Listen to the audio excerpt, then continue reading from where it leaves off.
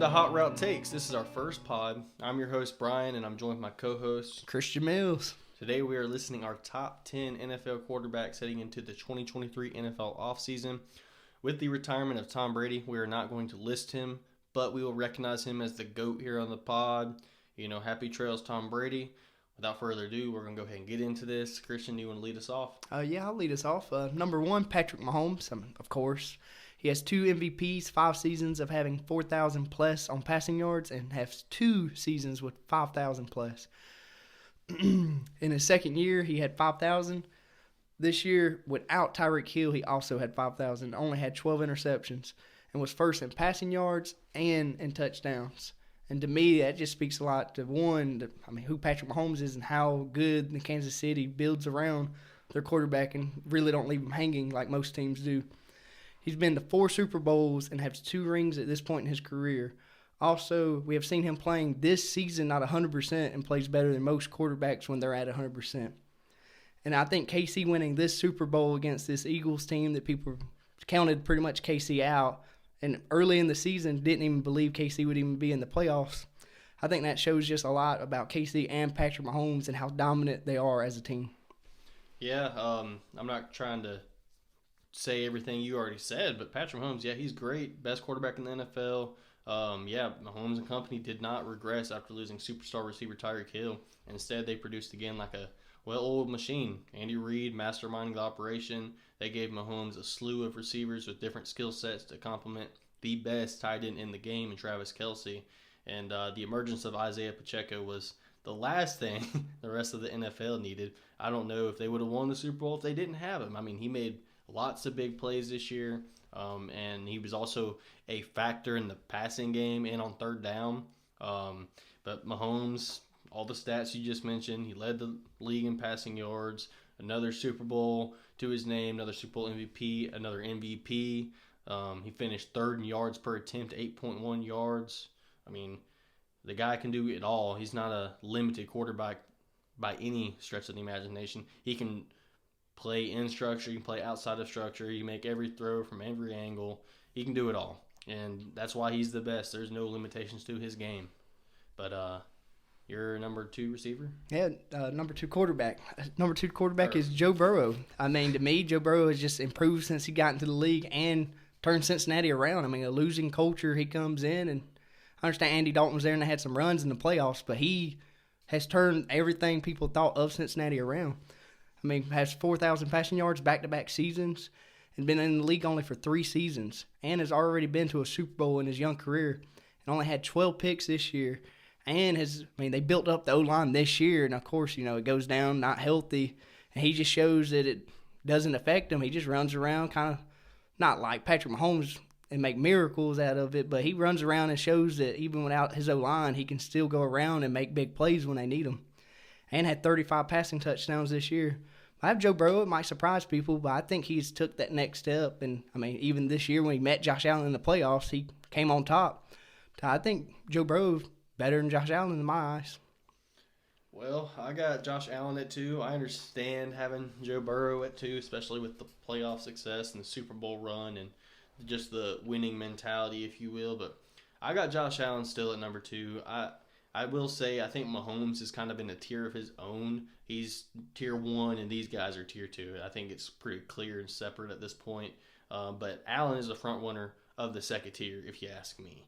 I don't think it's an exaggeration to say Allen has the strongest arm in the NFL. And I also wouldn't say it's an exaggeration to say Josh Allen is the strongest quarterback in the NFL. And we watched him go toe-to-toe with Christian Wilkins in the playoffs. He, knocked him off balance a little bit. That takes a lot of strength to knock Christian Wilkins off balance. But anyway, Allen is the physical prototype a lot of teams want. But I will say, if you are a Buffalo fan, you must feel like you guys have came up a little bit short with having Super Bowl hopes, being the Super Bowl favorite, I believe, the last 2 years, and you just came up a little bit short.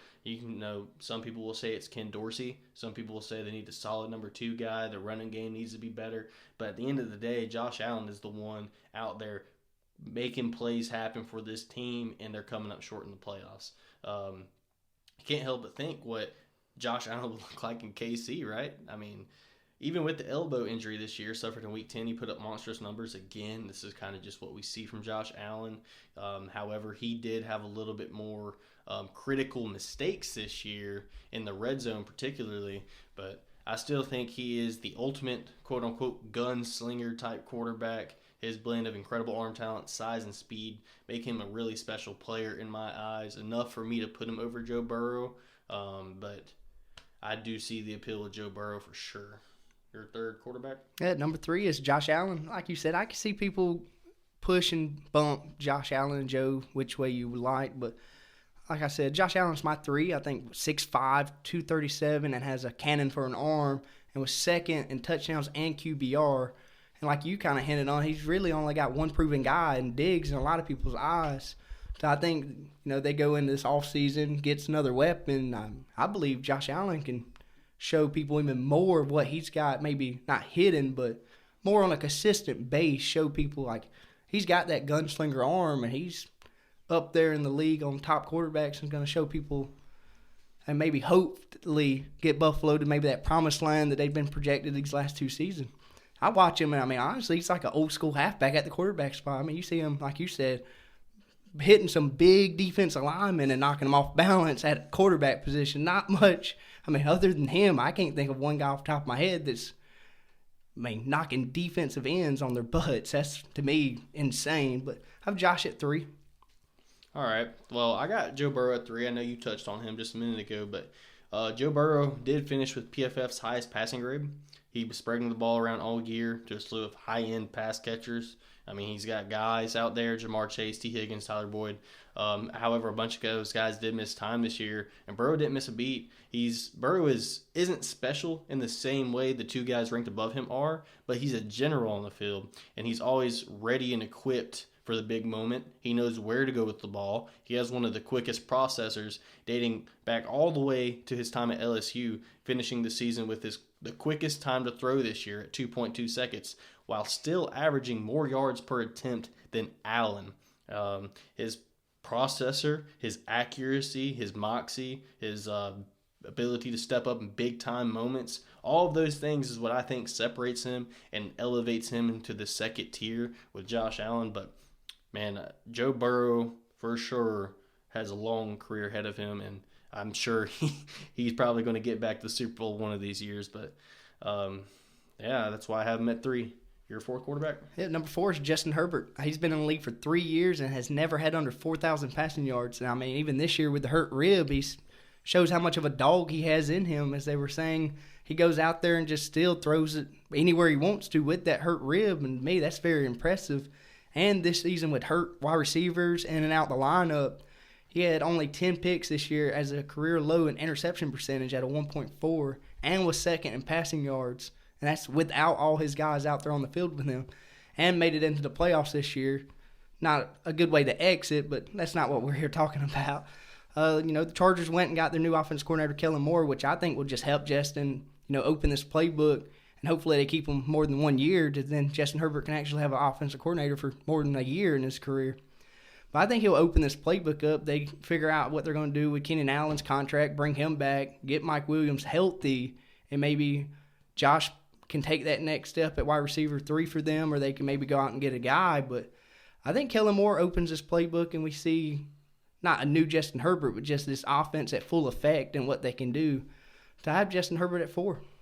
Yeah, I got Justin Herbert at 4 as well. I do think he's kind of a no-brainer right here because he's been uber productive since he entered the league. Like you were saying, 4,000 yards through his first 3 seasons. That's the first quarterback to ever do that.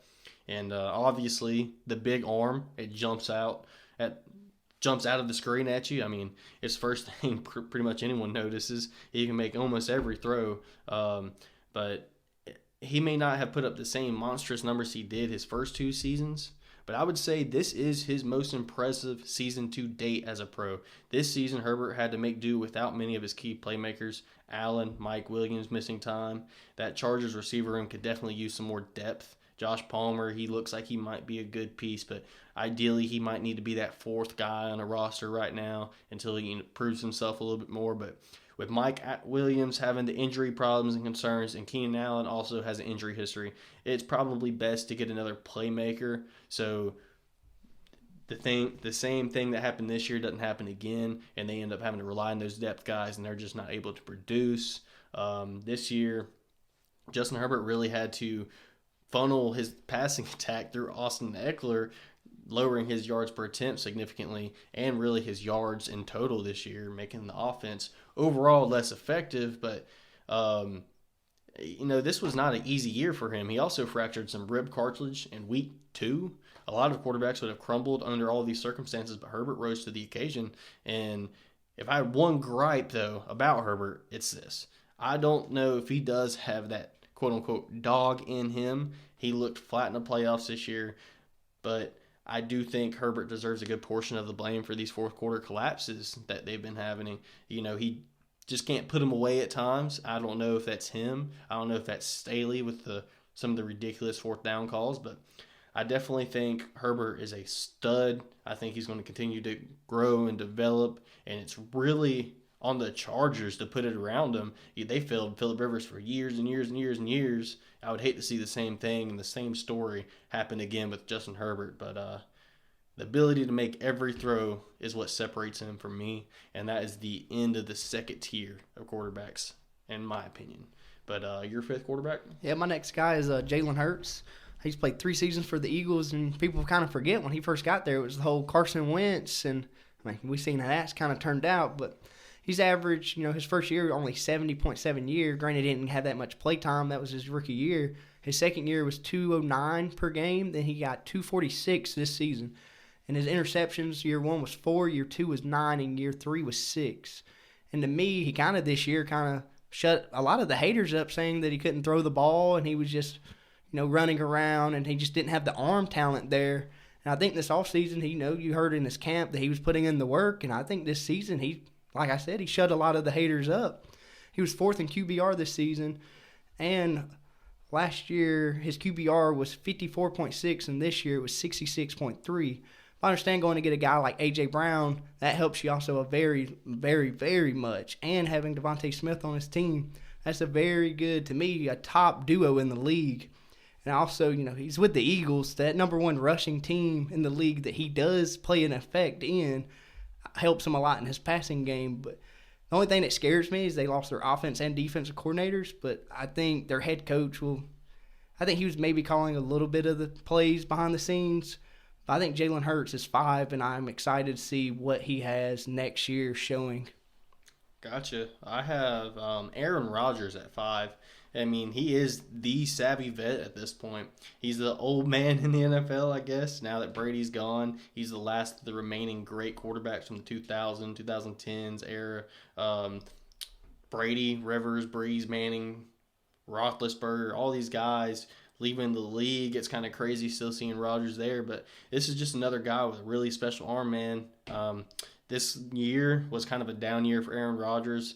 Maybe the quote-unquote discount version, if you will. But he did lose one of the top receivers in the NFL in Davante Adams, and losing a guy like that who pretty much dictates the coverage. The coverage pretty much relies on where Davante Adams is. And there's many receivers like that across the NFL, but having that number 1 guy that can dictate the coverage really helps an offense, and I think that showed up a little bit this year, going from Davante Adams to Christian Watson and what else?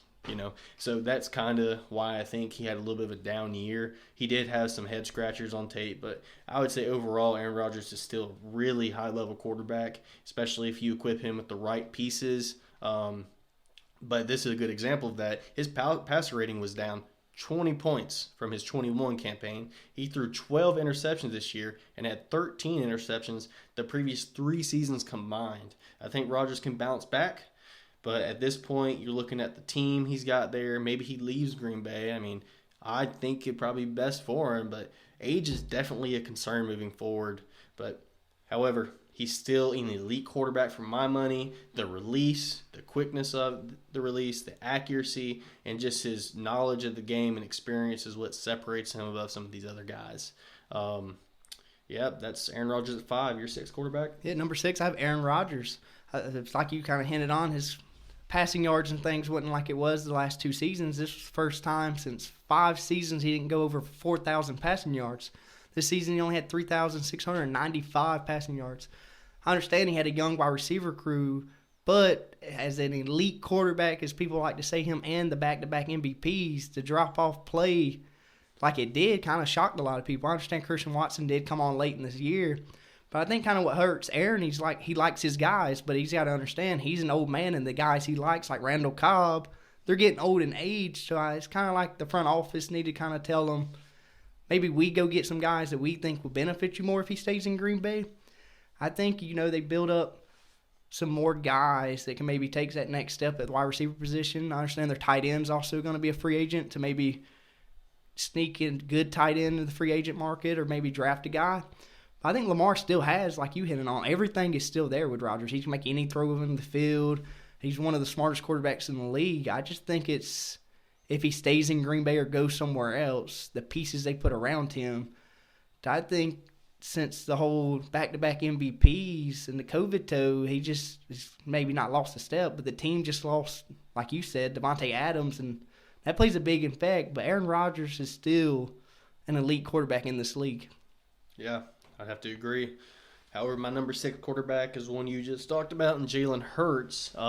The way I see Jalen Hurts, and my take on Jalen Hurts is probably going to be a lot different than a lot of other guys, but I really see him as like the jack-of-all-trades quarterback. He does a little bit of everything pretty well, and he did it this season. He kind of showed his versatility. I do think there are some limitations to his game, but most quarterbacks have those. Unless you're number 15 up in KC, you got limitations. So I don't love Hurts in the quick game. I think through his time at Alabama and Oklahoma, he kind of got better passing the football. And Alabama, he had to run a lot of RPOs there. I still don't quite love him in the RPO quick game stuff, but I just don't necessarily think he is a precision passer. I think his game is much more predicated on his ability to push the ball down the field to A.J. Brown and Devontae Smith, and his ability to make something happen on the ground. Whether it's in structure or out of structure, he can make it happen on the ground because he's not a small guy by no stretch of the imagination. This is a big quarterback, and he's an athletic quarterback, and he can get it done through the ground and in the air, and that's what makes him a go quarterback for my money. However, the limitations I just talked about didn't stop him from becoming the first quarterback in NFL history to rush for 10 touchdowns and have a passer rating above 100 in the same season. And the key for Jalen Hurts' success is the way the Eagles built around him and brought the best out of him with the pieces they put there. And I really think what makes Jalen Hurts a special quarterback is his versatility. That is my 6th quarterback. Yeah, number 7, my next guy is Trevor Lawrence. It crazy to me how, they get actual head coach in there instead of Urban Meyer. Doug Peterson, kind of like what we've seen with him in the Eagles, he can get a quarterback and make them show how great they are. I mean, look at what he did with Nick Foles when he was there with the Eagles. I think him getting Doug Peterson is just another year of Doug Peterson's system. I think it's just going to help Trevor Lawrence develop even more. I mean, he had career highs and everything, but like I said, he had Urban Meyer, so I mean, take that with a grain of salt. But I think Kevin Ridley right now is going through the whole reinstatement thing and trying to get back in the NFL, and he's signed to the Jacksonville Jaguars. I think you get him, Christian Kirk, bring back Evan Ingram. This is a scary passing team with Trevor Lawrence behind the wheel. But I believe Trevor Lawrence is kind of like what we kind of hit it on with, goodness, I'm having a moment, Justin Herbert. He can make any throw, and people kind of forget when he was coming out of college that he was the number 1 guy in that draft, and they believe he was the next guy up in the league to take it over by storm. I just think it's finally he's getting that coach and the people built around him. I think Trevor's going to scare a lot of teams next year and scare a lot of people when he actually has people believing in him and they can finally see Trevor Lawrence show out. Yeah, no. So we're somewhat chalked through 7. We got all the same names here. I got Trevor Lawrence as well. I think he really has potential to be like the NFL's new golden boy, if you will. And here's a stat that shows you a lot of growth and kind of highlights the coaching change that Christian just talked about. He had 25 touchdowns to 8 interceptions this year. Granted, he also had a handful of rushing touchdowns and a good amount of fumbles this year. That's something he'll have to work on. But his rookie year, he threw more picks than he did touchdowns, with 12 touchdowns to 17 interceptions. And, I mean, I know that's a lot of growth from Trevor, but that was almost a wasted year with Urban Meyer. I mean, this would have been Trevor Lawrence's second year under Doug Peterson, who knows? They could have made more noise in the playoffs, but what a world of difference the coach makes, and I'm excited for Trevor Lawrence going forward. I think them having to overpay a bit for some receivers to come down there, and like Christian Kirk, they still have to add a couple more pieces there. But Evan Ingram really showed out this year, and I think really the sky's the limit for that offense, because I tell you, Trevor Lawrence doesn't have any limitations to his game, and he's going to just continue to get better and grow as a player. And I'm excited to see what is in store for him. I think it's his blend of arm talent, size, and speed. That's what separates him. Not many guys have it. So, your eighth quarterback? Yeah, my 8 guy is Lamar Jackson. Either you're a believer or you're not, but he's top 10 quarterback in the league. I think going into next season, I understand he has the injuries kind of built up, and I think Baltimore's going to franchise tag him. He has the MVP under his belt, but since then the play's kind of been down, but he's also been hurt. But he's one of the best running quarterbacks in the league.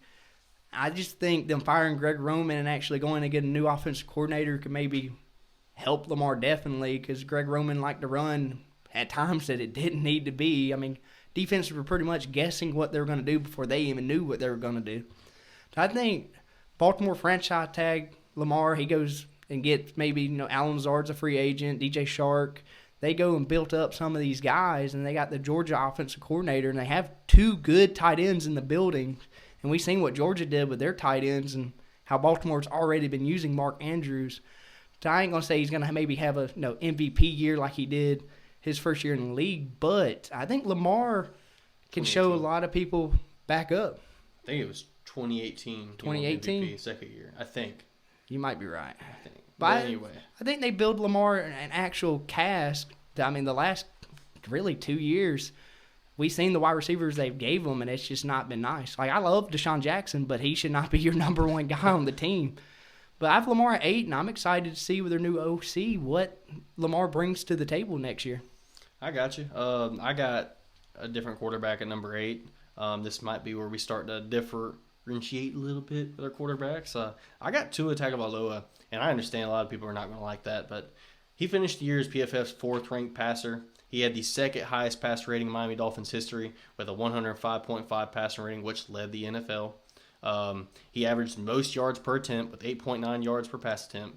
And for all the arm strength critics out there, Tua led the NFL with a 54% completion percentage with 20-plus yard air throws and a 122.1 passer rating on 20-plus air yard throws.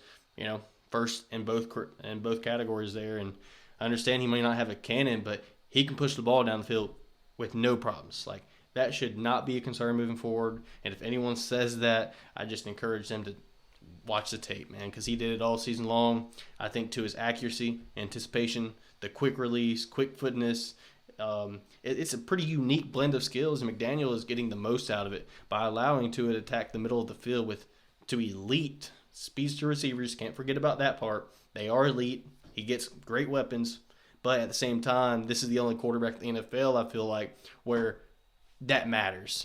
Oh, Tua can't do it. Oh, he can do it because now he's got Tyreek Hill and Jalen Waddle. Well, whatever the case is, the man did it this year. If he can stay healthy, I think he can be in the top-tier quarterback.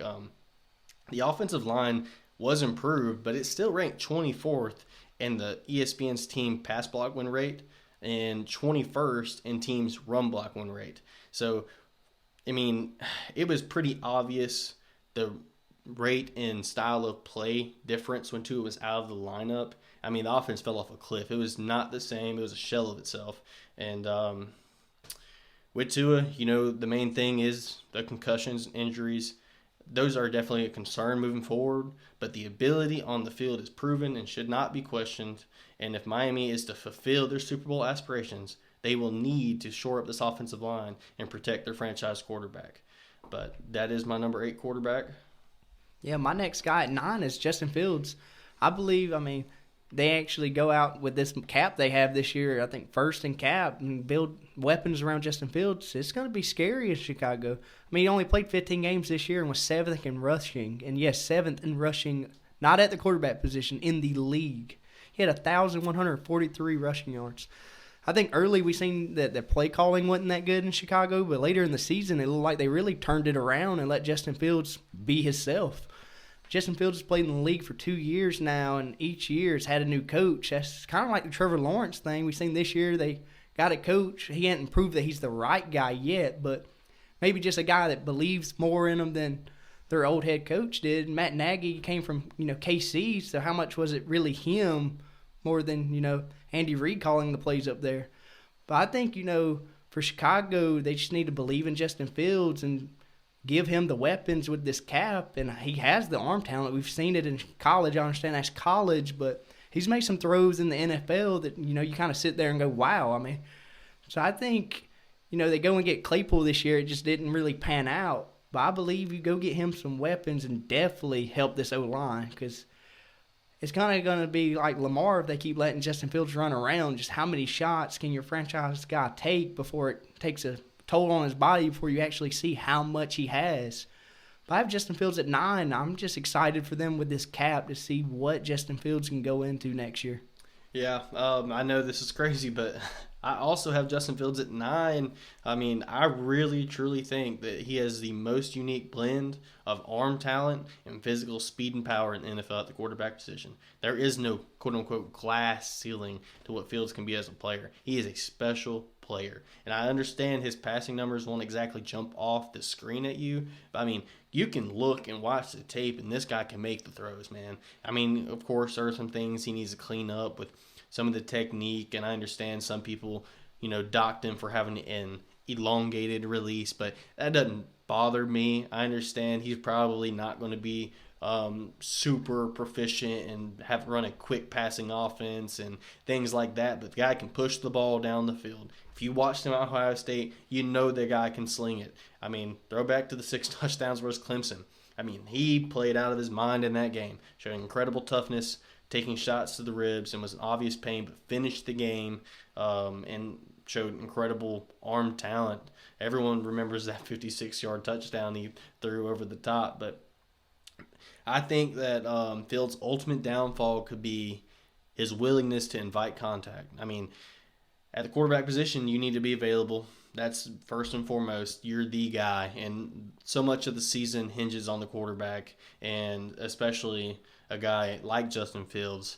I think he's the best athlete at the quarterback position. I really do. I understand Lamar Jackson's a great athlete, but Justin Fields, he's just different, man. He almost broke the single-season rushing record for quarterbacks this season, and he missed a few games, and he started off slow, and he was banged up here and there, and he still almost did it. That's my number 9 quarterback. Yeah, my last guy is Tua. You kind of hinted on him. He's only played 13 games this year and last year. I mean, the injuries are really the only thing that scared me. But his play, I mean, he had career highs in passing yards and touchdowns. And he's kind of like these other guys I've been hitting on. He's actually got a coach that believes in him, and he kind of showed, like, once he has a guy that believed in him, what he can do. He, to me, one of the most accurate short throws in the league, and was also 8th in the league when it came into passing touchdowns. I think it would be higher if he didn't have a run-first coach, or not really a run-first, but just a guy that believes in running the ball in the red zone. How many more Tua could maybe sneak in for them touchdowns? But he was 3rd in QBR. And another thing is, to me, just Tua, when he's out there, this offense is at full effect, and we've seen it. It's just when they have a backup in, you see how much Tua really means to Miami. And kind of like Brian hit on, if you build this O-line up and you really want to go to the Super Bowl, you're going to have to help Tua and help this O-line and maybe get a real number 1 running back in there. And I think Tua healthy all year. That's a scary Dolphins team to meet in the playoffs. Well, this is my top 10 going into next year. I want people to make sure they know that. This is in the top 10 of what we think. This is going into next season, top 10. Yep. And my final quarterback is Lamar Jackson. He's extremely dynamic on the ground, and till he isn't, with the injuries and whatnot. And Lamar has improved as a passer, particularly over the middle of the field. His deep ball has always been pretty solid. But the question is, can he stay healthy for a deep playoff run? And he hasn't. And I just struggle just based on his style of play, that ever happening. He continues to be very productive when he's on the field and he's healthy. But each year since his MVP campaign, he's gotten a little worse. He's missed a couple more games, and he just quite hasn't strung it together long enough to make a playoff run. And so that's the biggest question. There's another side to this story, and that's kind of what I hinted on with Miami. Both Miami and Baltimore will struggle because of how the offense is built to these quarterbacks that have such unique abilities. I think getting a new OC would do wonders for Lamar. Let's see what Georgia Todd Monken, I understand he did very well with all the tight ends and running game he had at Georgia, and I do think that's a good fit for this Baltimore offense if they want to get the most out of Lamar. But I do think he needs another outside guy to pair with Bateman to see what you have in him. I think getting rid of Greg Roman might open the offense up a little bit. Maybe it was Greg Roman that was holding it back. Maybe it was Lamar, and Greg Roman built that offense around Lamar to get the most out of him. I'm not exactly sure. But I will say at least we get to see a new OC. We get to see Lamar Jackson in a new offense, and hopefully they get this man some receivers because all they got is Rashad Bateman, and he missed some time last year. I know they got Mark Andrews as well, but they need somebody outside because they lock him up out there and they load the box, and that makes it tough on Baltimore. And they rely entirely too much on Lamar's legs, and I think that's kind of the root of the struggle for them. But that's my 10th quarterback. However, we do have a few honorable mentions to put out. Should I go first? Or? Yeah, you go ahead and take it. All right. So I had 3 guys that almost made the list, but I just couldn't quite put them over Lamar. And I had Dak Prescott. He's been very efficient. I think is a good word to describe Dak Prescott through his couple seasons in Dallas. When he's on the field, he's also missed quite a bit of time that for whatever reason doesn't get talked about. But Dak Prescott, solid quarterback, have him at 11. Kirk Cousins, another guy. I know I just said efficiency for Dak Prescott, but this guy, and he's been very efficient, and he kind of righted the ship a little bit, if you will, with some of the big-time games and big-time moments this year. He kind of won some of those, and that was kind of the big knock on Kirk Cousins. But I have him at 12, and then Jared Goff at 13. I understand Jared Goff had a phenomenal season, and the numbers and the metrics will say that he needs to be higher. But I just look at what Jared Goff has done over the last couple seasons, and, man, that Detroit offensive supporting cast is so good. It's a lot better than I think people realize it is. He's got receivers for days, one of the best offensive lines in the NFL, and one of the best rushing attacks in the NFL. Ben Johnson, the OC up there, has done an incredible job since he took over, and you got to give him credit, man. The Lions offense has been explosive, to say the least. But those are the 3 guys I have as honorable mentions. Yours, Christian? Yeah, I have Jared Goff at 11, kind of like you said, just really surprised a lot of people what he did in Detroit. I think the Rams kind of not gave up on him, but went and got Matthew Stafford and gave him what they thought Jared Goff really wouldn't have nothing to offer. But Jared Goff, like you said, a great supporting cast, 2 great running backs in the backfield, and a great O-line. And Jared Goff kind of has that coach, like I've been hitting on with a lot of these guys that believe in him. Dan Campbell believes in Jared Goff, and, other than biting an arm and a leg off, want Jared Goff to do everything he possibly can to help Detroit win games. He's not scared to let Jared Goff throw it around, but don't get it wrong. Detroit will run the ball down your throat. Another guy I got that's going to surprise a lot of people is Deshaun Watson. I understand this year looked rough, but like I said, this is going into next year. I'm excited to see him with a full offseason with the team. We've seen what Jacoby Brissett did this year, and we've seen what Jacoby Brissett did, in Miami with his time there, and it was terrible, but with the actual good O-line in Cleveland, Jacoby Brissett kind of stepped up his game. But I think with Deshaun back there, Nick Chubb, one of the top running backs, and Amari Cooper, Deshaun Watson is going to shock a lot of people, I think, next year with his play. And then, like Brian said, I have Kirk Cousins. He's always there. He's going to make the safest things and let your team win. Just The big moments is the only thing that scares me with Kurt, but they have built nice weapons around Kurt. And to me, Justin Jefferson is one of the best young wide receivers in the league. I'm just scared that Kurt won't never take that big step that they need in big games, but he's always there. So, heck, that's my guys I like to mention. All right. Well, that concludes the pod today. I hope everyone liked it. We are working on getting our social media stuff together, and hopefully by the time we post this, we will have all of the links so you guys can go follow us on social media and keep up with everything. But this is a growing pod. We're working on things. If anyone has any recommendations, let us know. We're getting it. This is somewhat of a slow-moving process, but we at Trust and Believe, we are working. But thank you for checking out the pod. If you made it this long, we appreciate you, and have a great day.